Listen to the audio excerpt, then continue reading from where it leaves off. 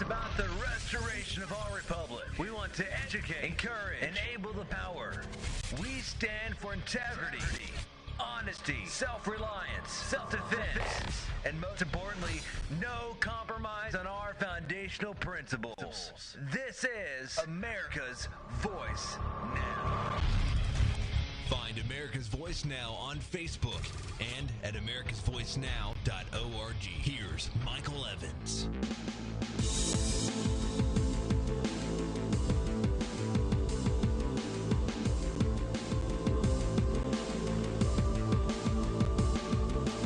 Good morning, America.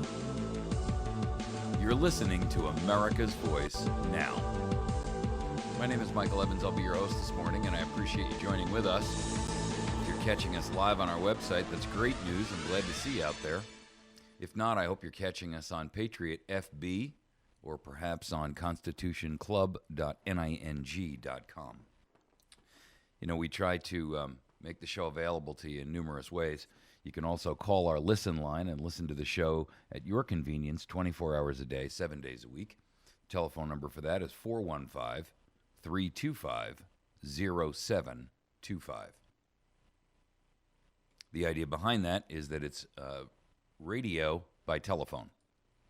Audio Now is the producer of that, and they provide us with a telephone number that you can call 24 hours a day, 7 days a week. Catch the show at your leisure, and you can listen to the entire 100 minutes of it anytime you choose. Again, that phone number is 415-325-0725. If you'd like to call in with us this morning, you're certainly welcome to do so. We're testing out our new phone system, and we'd love to hear from you. You can call us at 573-453-5505, and we've been getting our feet wet with this new phone service capability. And if you'd like to participate in the show, by all means, we'd love to have you as we go through our topics this morning.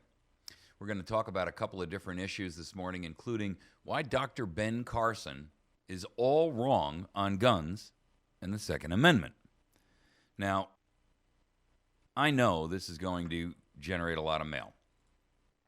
And the reason I say that is because Dr. Ben Carson is a favorite of the conservative movement, and he should be, with a problem that I have with him along the lines of guns notwithstanding. In other words, he has a problem with weaponry. He's had it for quite some time. I've talked about it before. He came out the other day on a Sean Hannity radio program, and he talked about his belief on guns. And my concern with that is that he's wrong-headed on this issue. And I don't see any way to resolve that because, quite frankly, the last thing we need is another president who's got a bad attitude about a gun agenda. And, you know, I'll explain to you as we go a little further in why he's wrong on this issue and why he's wrong on the Second Amendment. And I think it's important that you know, because your job as a critical thinker and as a voter and as a citizen and a patriot is to recognize and understand where the candidates stand on the issues and never be taken in again by a candidate who says one thing but is couching his attitudes and mores and opinions in another form. We heard that when in 2008 we kept hearing President Barack Obama say to us, we're going to fundamentally change the United States of America. And no one kind of caught that for what it meant. Well, now we see the results of his fundamental change. And it's unprecedented, to use his wording. In fact, it's beyond that. It's fascist. So we're going to talk about why this issue is important.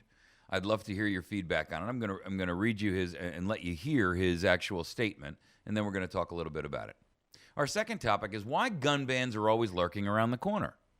And if you've been paying attention at all with this issue that went off in California the other day with this young and seriously mentally ill and misguided young man who claimed that because he hadn't had a relationship with a woman in his entire 22 years, it was his duty to wipe women off the face of the planet, and he killed a bunch of other men as well. Clearly, the problem with that kid was not the fact that he had a gun, but the fact that he had a mental problem. And, you know, until we solve the problem of mental illness in this country, which is fostered in large part on society's attitude of it's all about me and the self-aggrandizing and self-important mentality that I can do whatever I want and I can get away with it as long as it benefits me, and hang the cost and, damn the torpedoes, full steam ahead. That whole mentality of I have to have immediate self-gratification for whatever need I have. There's something desperately wrong with that. And our entire society is thinking that way. It's wrong-headed thinking. Combine that with the propaganda we get pumped into our brains by the media every day. Combine that with the fact that half of America is stupefied under mind-altering chemicals, whether they be licit or illicit, and whether they be antidepressants or whether they be something else. And you've got to realize that at this stage in the game, there's nothing that we can do to effectively right the course, if you will. I mean, the ship is under full power. The steering wheel has been chained into place. Our third topic, according to the DHS, you are a domestic terrorist. Why would I say such a thing? Well, according to the DHS, you are. Here's why. If you believe that we are wrong-headed in reference to our attitudes about tax resistance and fighting back against over taxation and abuse of taxation, if you have ever subscribed to the idea that a militia is not a bad idea, if you are a member of the alternative media, which provides, quote, interpretations of events and issues that differ radically from those presented in mass media outlets, if you're an opponent of open border policies and you're highly critical of the government's response to illegal immigration, if you're a single issue group or an individual or a voter who focuses on a single issue or a cause like animal rights or environmental issues or anti-abortion, if you're a member of the Patriot movement or you're one of those card-carrying constitutionalists, if you're a military vet who's fought in a foreign war, then you are a domestic terrorist, according to the Department of Homeland Security. And ladies and gentlemen, if that's not disturbing, I don't know what might be. That pretty much sums up everyone who is not on board and in the forward march of the current regime. Our fourth topic, how federal unions ensure the lowest common denominator. In other words, we've all heard the joke about why would you want to get in a rocket ship that was built by the lowest bidder? Well, it's the same scenario here. Why would you want to get behind a government that seeks as its common denominator the lowest quality worker it can find, and then forces everyone else who might rise above that mediocrity into it? What do I mean by that? Well, according to a current report that's out right now, and it came out yesterday, the federal agency that is created by the treasonous Dodd-Frank Act is now, it's a consumer watchdog agency, by the way, which what its real job is to track every purchase and banking transaction of every single American. But the so-called Consumer Financial Protection Bureau will no longer rank its employees in a 1 to 5 ranking because, well, it's not fair. It would expose certain people as not qualified to do their job. And so everyone is going to get a gold star, and no one will be ranked on merit anymore. Now, of course, the problem with that is that because of this new ranking system, everyone will be paid in accordance with their rank. Hello. So everybody gets a raise. And like a union, no matter who is the best or the worst employee, everyone gets the same ranking. By the way, it's going to cost taxpayers $5 million in raises. Hello. For an agency that was just created and has no function, not to mention is completely and totally unconstitutional in its origins. All right, let's get into our first topic because this is an important one. We constantly hear the rhetoric about issues surrounding the Second Amendment. And Dr. Carson, who I like very much, by the way, and I certainly don't want to take anything away from him, but he came out the other day and he made a statement when he was on Sean Hannity's show. I want you to hear it because it's important that you understand what he had to say firsthand, and then we're going to address a little bit of it because it's important that you also read between the lines as a critical thinker, okay? So just bear with me for a moment and hear and listen to this. It's only a short, I think it's about 2 minutes. Hi, Dr. Carson. I'll keep it short and sweet here, but I've heard some conflicting things from people, and I'm curious what your thoughts are on the Second Amendment and what this administration is doing to get it right now. Well, it's always good to hear it from the horse's mouth. And first of all, I am a very strong believer in the Second Amendment. The Second Amendment is there for a very good reason. And I think our founding fathers were very wise to recognize that the populace could be a tremendous aid to the military. They could form their own militia. There would be a tremendous deterrent for invasion. But the real reason that they put it there is recognizing that there could come a time when our government itself could go off the rail and could try to dominate the people. And the people would need a mechanism of defense for themselves. And I would never allow the Second Amendment to be jeopardized. I do believe that it is necessary for people to begin having rational discussions about things, what kinds of weapons. I don't think tanks, for instance, would be a very good thing to be keeping in your garage. But you certainly should have access to any kind of weapon that you want for recreational purposes or to protect yourself. And there really shouldn't be a lot of restrictions on that. We do need to have a discussion about how we deal with situations where there is a tremendous amount of crime and easy access to the kinds of weapons that can create a lot of damage quickly. But that needs to be done in context of always preserving Second Amendment rights. Okay. So the important thing here is that when you first listen to this, at first blush, you say to yourself, well, I don't understand what the problem is. That seems to make sense to me. But when you dig down a little bit, you have to keep hitting the buzzer. And here's why. First, what Dr. Carson said is unacceptable. And let me be very clear and blunt. A lot of people in the conservative movement will say, you can't be that harsh about it. Well, I got to quote him. I do believe that it is necessary for people to begin to have rational discussions about things. What kinds of weapons, said Dr. Carson. Wrong answer. You cannot limit the kinds of weapons because the right shall not be infringed. And that means something.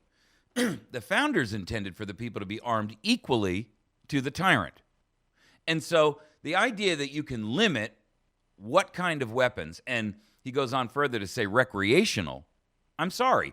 The Second Amendment was never about recreation. And, he gave the right answer in his first blush, but then as he began to get a little deeper into it, he essentially exposed himself. Then he used the standard tactic of the left, and that is to throw out there the obvious, the wild and crazy scenario. Here's what he said. I don't think tanks, for instance, would be a very good thing to be keeping in your garage. But you certainly should have access to any kind of weapon that you want for recreational purposes or to protect yourself. There really shouldn't be a lot of restrictions on that. First of all, you're wrong. The concept that you can limit one kind of weapon is then open to interpretation that you allow, and once you've opened this door wide open, and there's no way that it can only be opened to sliver or partially. Once you've opened this door, Dr. Carson, then you will have all kinds of people who will attempt to get underneath that argument and continue to subvert it and chip away at it. So the problem is that you cast the tank example as the most silly argument that one could find, trying to deflect what you're about to say next. And folks, the use of the word recreational is the problem. There is nothing recreational about weapons necessary to defend against a government gone off the rails, which is using his own words. You see, he's exposing himself, and he's actually causing an inconsistency in his position when he says that, on one hand, the purpose of the Second Amendment is to have a protection defense mechanism against a government gone off the rails. And then saying, but the only thing that you can use to defend yourself is recreational weapons and personal defense weapons. Well, I'm sorry, but against drones, against smart bombs, against these weapons that the military currently has, against the weapons that our government possesses, against surveillance, those are inefficient. He continues to go on to say, you do need to have a discussion about how we deal with situations where there is a tremendous amount of crime and easy access to the kinds of weapons that can create a lot of damage quickly. But that needs to be done in the context of always preserving Second Amendment rights. Stop right there. Let's understand something. You cannot have a conversation where you're saying we're going to adhere to the shall not be infringed portion that focuses on the right, while simultaneously saying that we can limit and infringe upon that right based upon, one, either the tremendous amount of crime, which doesn't really exist, I might add, because if you look at the FBI statistics, crime on a violent aspect has been falling dramatically, precipitously. Secondarily, the kinds of weapons that can create a lot of damage quickly. But bear in mind that this is not a function or a context of the weapon itself. This is a function and a context of the people who are holding the weapon. And the truth of the matter is, because if you're going to sit there and say, we have the right to infringe, well, all right, let me just give you the argument this way. According to this kind of thinking, it's okay to infringe on those who might be unlucky enough to live in an urban environment like Chicago or New York. Because what you're saying is, if you live in an area where there's a lot of crime and there's easy access to the kinds of weapons that can create a lot of damage quickly, we have the right to limit and infringe your right. Don't those people have a right to protect themselves? Or can we strip that right from them simply because, one, they live in an unfortunate area, and two, some bad element may steal or obtain some of those guns and do damage? You see, limits on an uninfringible right are the equivalent of matter and antimatter. The two elements cannot coexist in the same time and spatial plane. Period. End of argument. It is a physics impossibility. You cannot have liberty and tyranny that coexist. You cannot have a limit on a right, which by definition shall not be infringed. You see, he then goes to, and the Second Amendment is quoted in the bottom of the article, a well-regulated militia being necessary to the security of a free state, the right of the people to keep and bear arms shall not be infringed. That quote is an exact argument that derails and invalidates all of his previous points. See, the truth is, I like Dr. Carson very much. But on this issue, he is completely, totally, and utterly wrong. And I would invite an open dialogue, and I would invite an open debate with him on it. In fact, I would love to have this debate. Because, you see, we are now in a time when our nation, politically, is descending and transcending into the same tyranny he's expressing a concern about. Which is, by the way, why he's received national prominence in the first place. Truth of the matter is, if the nation was not descending into tyranny, most people wouldn't have given him a second glance as a potential spokesman for the conservative movement.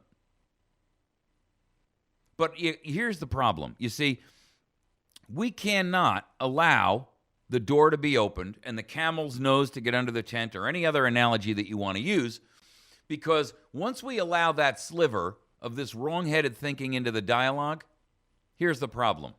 The intention of people like Dr. Carson may be very good, but they will not operate and or lead in a vacuum. And we know that to be a fact. We've seen it for decades now. Those people who are on the anti-gun side of the fence that would love to have guns banned altogether have been working actively to do exactly that. And they never give in and they never give up a space that they've taken. The other people who are involved in this process will do everything in their power to then subvert, twist, and misinterpret what that limitation means. And that's how we got to the point of tyranny in the very first place. So with all due respect to Dr. Carson, and I respect him in a lot of ways, and I very much agree with him on a lot of issues, he is completely, totally, and utterly wrong on this aspect. I know he has an aversion to weaponry because of his medical training, because of his experience in larger urban communities. But the problem is not the weaponry. The problem is the people. The problem is the society. The problem is the mentality of the people.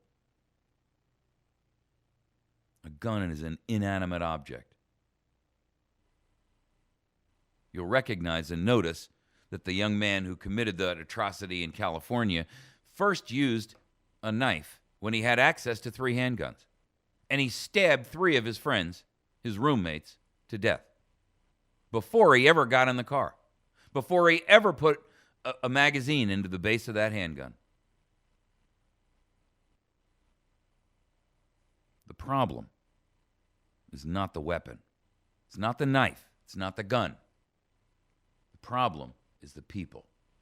The problem is the mentality.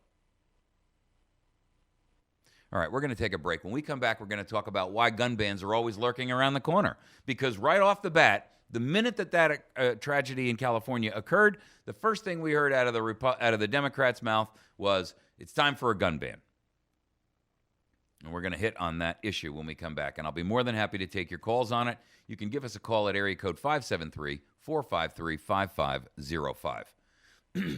Before we go, American Resume Service has agreed graciously to support America's Voice Now. And one of the ways they're going to do that is with over 20,000 employed happy clients over the past 25 years, they are doing resumes right. They build resumes and specialize in military resumes, in fact, and they've agreed that they are going to make their $200 resume offer available to any America's Voice Now listener, and they will do that for a half price or 50% off at $100. In addition to that, that $100 will then be donated to America's Voice Now to help keep us on the air. You can reach them by going to AmericanResumeService.com. You can call them at 417-264-2486, and you can email them at info@AmericanResumeService.com. Make sure that you visit our friends over at Battery Station.